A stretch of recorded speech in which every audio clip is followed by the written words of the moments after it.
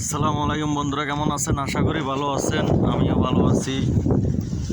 তো আজকে সকাল সকাল ইসা মাছ লাগিয়ে গেলাম, ফ্রিজ থেকে ইসা মাছ নিলাম। এখন দোকানে যাচ্ছি। এর ভিতরে আবার গ্যাস সিলিন্ডার পাল্টাইলাম। তো বন্ধুরা, যে যেখানে আছেন ভালো আছেন, আশা করি আমিও ভালো আছি। তো আমার মনটা ভালো নাই, কারণ আমাদের চট্টগ্রামে যে ঘটনা হইল আজকে 3 দিন হয়ে গেছে।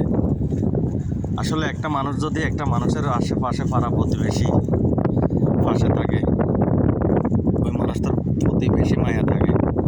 কারণ আমি প্রবাসে চলে আসছি, কি হয়েছে আমার মন তো রয়েছে আমার বাংলাদেশে যার সাথে চলাফেরা করছি, যে ছোটো ভাইদের নিয়ে খেলাধুলা করছি, মায়া করছি, মহব্বত করছি, ওই মানুষদের পাশে আমার এখনও মায়া বসে রয়েছে। তো এই ভিডিওটা করার উদ্দেশ্য তো ছোটো ভাই মনারে নিয়ে রে। তো স্টেশনের কাঙ্গালি জহিলের কথা কইতেছি। কাঙ্গালি জহিলে আজকে কোনো কারণবশত কোনো একটা মানুষের হাত ধরিয়ে রে কোনো একটা রাজনৈতিক ক্ষেত্রে ঢুকে গেছে, কিছু টাকা পয়সা চোখে দেখছে, ওগুলার গরিমানোর কারণে আজকে ছোটো ভাই মনারে মারিয়ে এলাইছে এরা। কাঙ্গালি জহিলে 20-30 জন পোলাপান নিয়ে রে।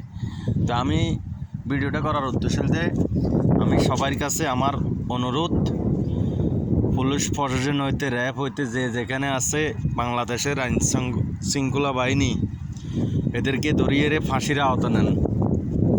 এভাবে যাতে কোনো মায়ের সন্তান না মারা যায়, কোনো মায়ের বুক খালি না হয়। আজকে মনে করেন আজকে এই মনাদের আর্থিক অবস্থা নাই গতিকে, ঠিক আছে, এদের যদি মাথার উপরে ছায়া থাকতো তখন কী হইতো বলেন। হক হে আমলিকের বড় বড় নেতা হক হে আমলিকের বড় ক্যাডারক, কিন্তু কাজকে তো দোয়া করি এরা যাতে আল্লাহ যাতে ব্যস্ত নসিব করে। তো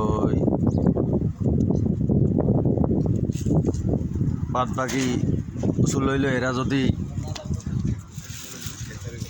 চেষ্টা করে তাহলে যে কোনো মোটে মনে এদেরকে ধরতে পারবো, যে কোনো মোটে ধরতে পারবো।